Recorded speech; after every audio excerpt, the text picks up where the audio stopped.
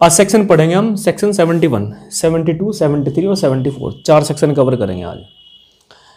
और सेक्शन 71 पूरी आईपीसी को कवर करने का काम करती है, ब्रीफ करने का काम करती है ना। पूरी आईपीसी को ब्रीफ करती है, छोटी बनाती है। किस तरह छोटी बनाती है? ये सेक्शन ये कहती है कि यदि कोई व्यक्ति कोई अपराध करता है और वो जो ऑफेंस उसने किया वो मिलकर के कई पार्ट से मिलकर के बना, तो अपराधी की सजा क्या होगी? सपोज दैट एक व्यक्ति चोरी करता है ना, किसी दुकानदार के यहाँ पर जाता है और 4-5 चोरी एक बार में ही करते हैं, तो क्या अलग अलग चोरियों के चार्जेस लगेंगे उसके ऊपर, या एक ही चोरी का अपराध बनेगा? ये समझ गए ना। कोई व्यक्ति हत्या करता है और एक बार में 20-30 लोगों को गोली मार देते हैं, तो क्या अलग अलग हत्याओं के आरोप लगेंगे उसके ऊपर, या एक ही हत्या का आरोप लगेगा? तो सेक्शन 71 पूरी आईपीसी को कवर करती है और सीआरपीसी के साथ भी हम इसको पढ़ते हैं, सेक्शन 31 के साथ में, है ना। तो सेक्शन कह रही where anything which is an offence. सबसे पहली बात, कोई बात अपराध होनी चाहिए, कोई एक्ट ऑफेंस होना चाहिए। Wear anything which is an offence is made up of parts. जो किसी व्यक्ति ने कोई ऑफेंस किया वो पार्ट्स में बना हुआ। पार्ट्स का मतलब क्या होगा? सपोज दैट ये ए नाम का व्यक्ति बी को एक डंडा मारते हैं, तो एक डंडा मारना अपने आप में ऑफेंस है। और अगर ये 10 डंडे मारते हैं, अगर ये 10 डंडे इसको मारते हैं, तो प्रत्येक एक्ट अपने आप में ऑफेंस है। पहला डंडा मारना भी ऑफेंस है, तो दूसरा डंडा भी मारना ऑफेंस है, तीसरा भी, चौथा भी, पांचवा भी, छठा भी, 10 डंडे मारना भी ऑफेंस है। और ये पूरा मिलकर के क्या बना? मारे पिटाई। समझ गए ना। तो इसके ऊपर जो चार्जेस लगेंगे वो इन प्रत्येक ऑफेंस का अलग अलग मुकदमे चलेंगे या एक ही मुकदमा चलेगा? ये पूरा ऑफेंस एक ही माना जाएगा या अलग अलग माने जाएंगे? इस समस्या का समाधान सेक्शन 71 में दिया गया है। देखिए क्या कहती है, wear anything which is an offence is made up of parts. तो ये जो ऑफेंस किया इसने, ये पार्ट्स में बना हुआ ना, एक से अधिक बार डंडे मारे। Any which parts is itself an offence. और इनमें से प्रत्येक एक्ट अपने आप में क्या है? प्रत्येक पार्ट्स अपने आप में एक ऑफेंस है। पहला डंडा मारना ऑफेंस है, तो दूसरा डंडा भी मारना ऑफेंस है। आगे सेक्शन कहती है the offender shall not punish with the punishment of more than one of such his offence unless it be so expressly provided. मतलब ये कहना चाह रहे हैं यदि ए नाम का व्यक्ति बी को एक डंडा मारते हैं और ये एक डंडा मारना अपने आप में ऑफेंस है, दूसरा डंडा मारते हैं ये भी ऑफेंस है, तीसरा डंडा मारते हैं ये भी ऑफेंस है, और एक डंडे की सजा है मान लिया 1 साल, एक डंडे की सजा है 1 साल, तो इन सभी डंडों की सजा कितनी होगी? 10 साल होनी चाहिए।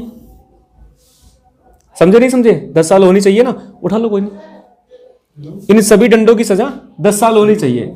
तो सेक्शन 71 ये कहती है कि 10 साल ना चल करके ये पूरा ही एक ऑफेंस मान लेंगे इसको। समझ गए ना। सजा चलेगी 1 साल या 1 साल से कम कुछ भी हो सकती है ना। तो कुल मिलाकर के बात क्या है कि कोई एक एक्ट करना अपने आप में ऑफेंस है, और ये पूरा का पूरा एक्ट जो हुआ ये पार्ट्स में हुआ। पार्ट्स में हुआ ना, एक डंडा मारा, दूसरा डंडा मारा, तीसरा डंडा मारा, चौथा डंडा मारा, ये पूरा का पूरा ऑफेंस पार्ट्स में है। और इस पूरे ऑफेंस के प्रत्येक पार्ट अपने आप में ऑफेंस है। समझ गए ना।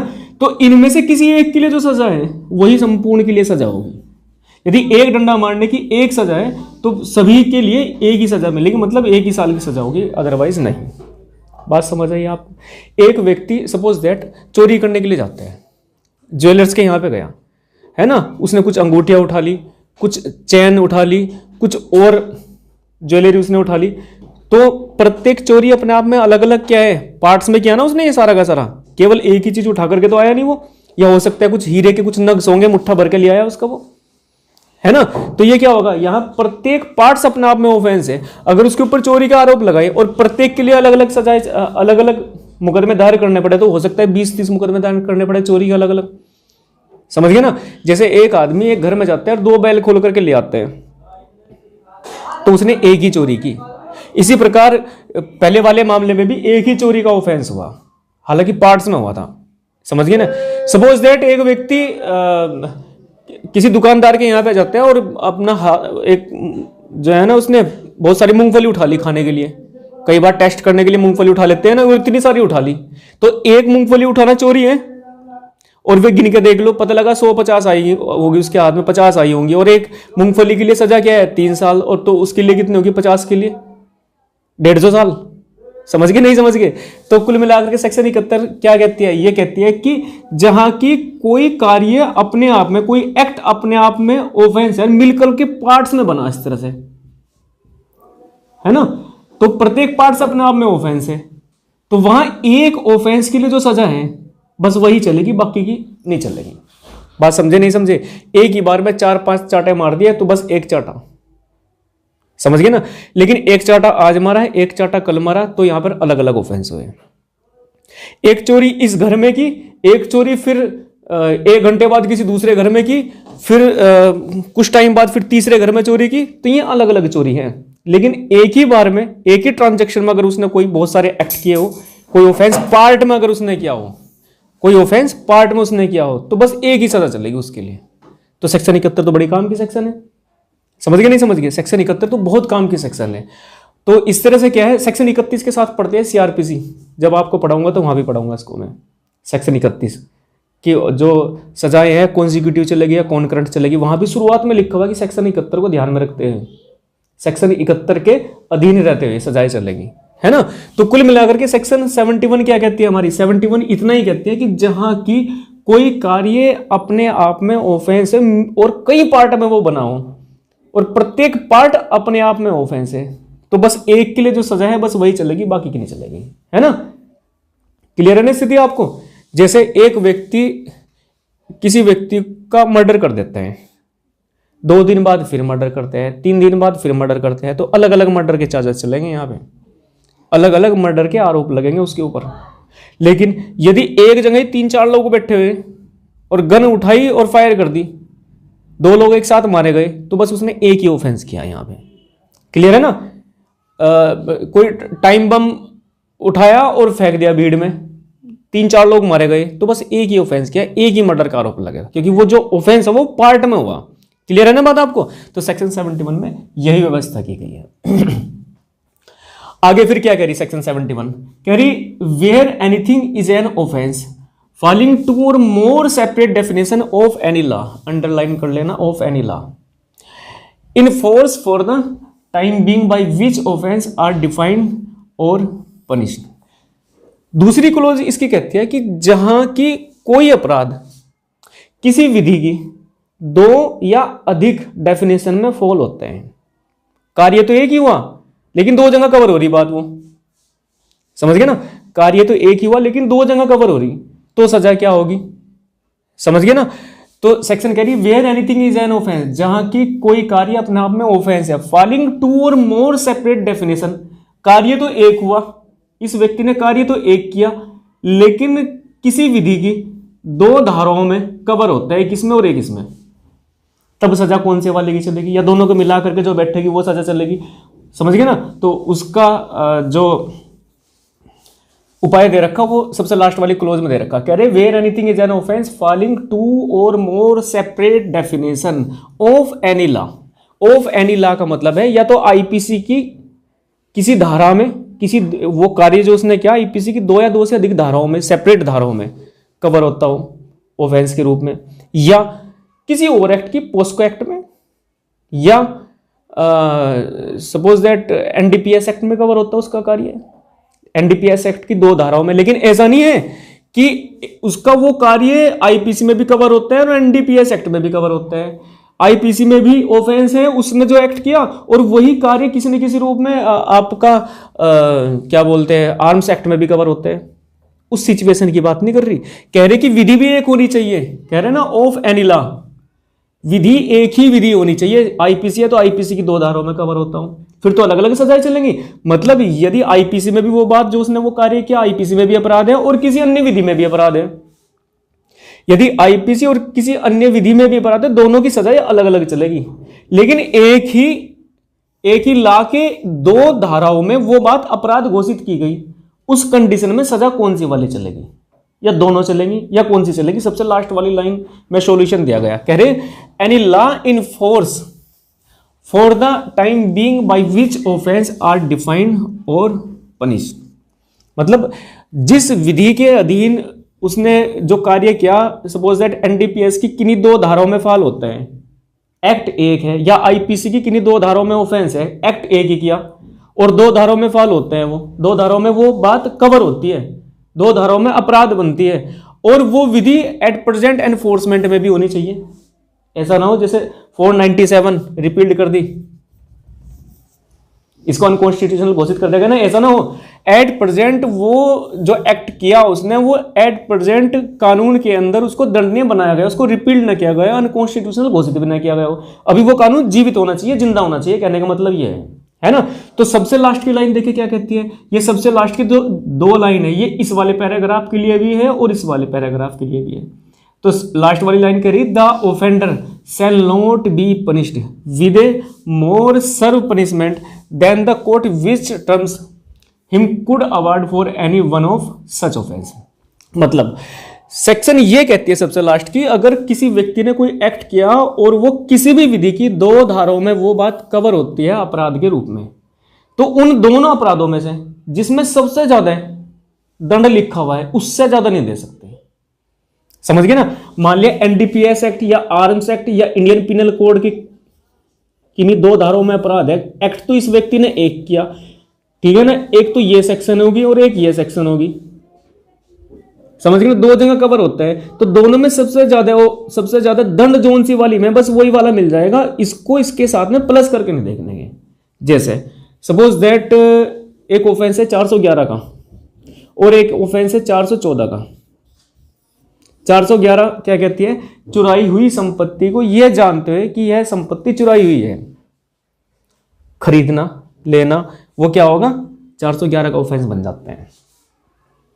मतलब चोरी की प्रॉपर्टी खरीदना भी अपराध है अगर आप जानते हो ये चोरी की है, उसको लेना भी ऑफेंस है, चोरी करना तो ऑफेंस है ही, लेकिन 411 क्या कहती है कि अगर चुराई हुई प्रॉपर्टी को ये जानने के बावजूद कि ये चुराई हुई है आप लेते हो या खरीदते हो तो क्या होगा, अपने आप में एक ऑफेंस है, रोकती है ना चोरी करने से एक तरह से। दूसरी बात 414 कहती है कि चुराई संपत्ति को छिपाने में सहायता करना। एक्ट तो बाबूजी ने एक किया, केवल चुराई प्रॉपर्टी को लेते हैं। सपोज दैट मैं आपके पास में आता हूं कोई फोन चोरी करके और मैंने आपको बता भी दिया कि भाई साहब ये चोरी का फोन है, और आप मेरे मित्र हो, आपने और मैंने मिल करके आपने रिसीव भी कर ली उस प्रॉपर्टी को, मिल करके छिपा भी दिया, तो एक्ट तो एक ही हुआ ना यहाँ पे, लेकिन दो धाराओं में कवर हो रही बात आपकी, समझ गए ना। एक तो 411 का ऑफेंस बन जाएगा, एक 414 का, एक्ट एक ही है, समझ गए ना। जबकि आईपीसी की दो धाराओं में कवर होते हैं, तो यहां इन दोनों में से सबसे ज्यादा सजा जोन से वाले में बस वो वाली मिलेगी, इसको और इसको।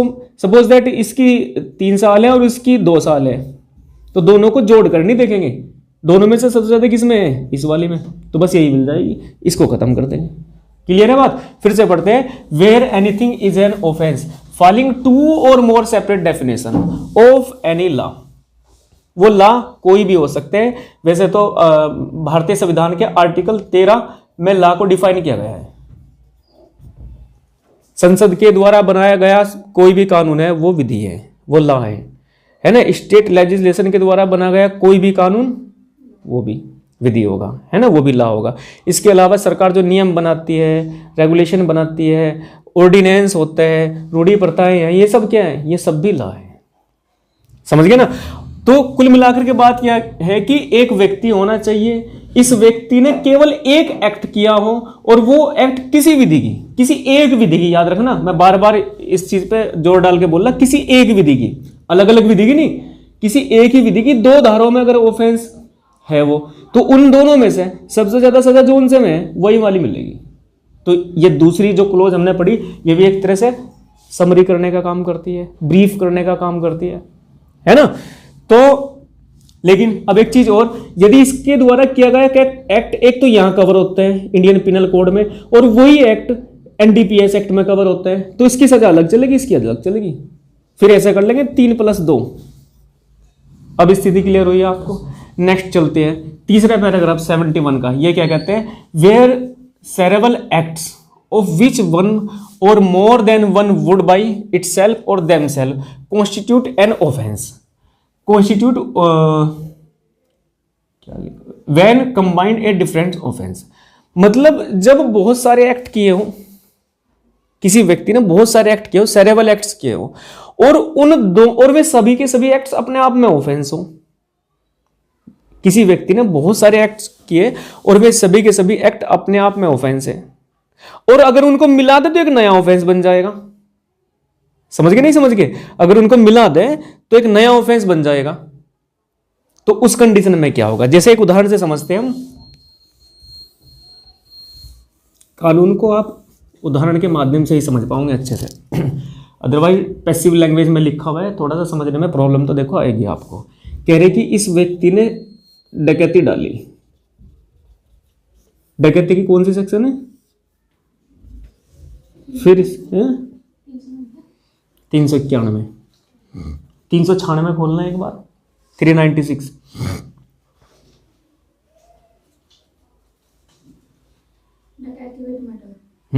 देखिए इस व्यक्ति ने पहले तो डकैती डाली, समझ गए ना? एक से कम 5 लोग तो होने चाहिए ना डकैती के लिए, ABCDE। इन 5 व्यक्तियों ने मिलकर के क्या की? सेरेबल एक्ट्स किए। देखो डकैती डाली, किसी को हो सकता है क्षति पहुंचा दी हो, इंजर्ड कर दिया हो, ग्रीवियस हर्ट कर दिया हो, या रेप कर दिया हो, सेरेबल एक्ट्स किए हो, है ना? इन व्यक्तियों ने क्या किया? डकैती डाली। डकैती डालने के बाद में पकड़े जाने के डर से, हो सकता है इनको पहचान लिया हो जिसके घर में डकैती डाली, हत्या कर दी, मर्डर कर दी। तो डकैती की डेफिनेशन अलग है और हत्या की डेफिनेशन अलग सेक्शन है इसकी, है ना? डकैती एक अलग ऑफेंस है, मर्डर एक अलग ऑफेंस है। और अगर इन दोनों को मिला दे तो एक सेक्शन है 396, हत्या सहित डकैती। समझ गए ना? हत्या सहित डकैती, हत्या सहित डकैती, ये अलग ही ऑफेंस है, ये अलग है, ये अलग है, और इन दोनों को प्लस कर दे तो ये वाला ऑफेंस बन जाता है। समझ गए नहीं समझ गए? तो यहां क्या होगा? यहां फिर कौन सी वाली सजा मिलेगी? डकैती की अलग चलेगी, हत्या की अलग चलेगी, ऐसा है क्या?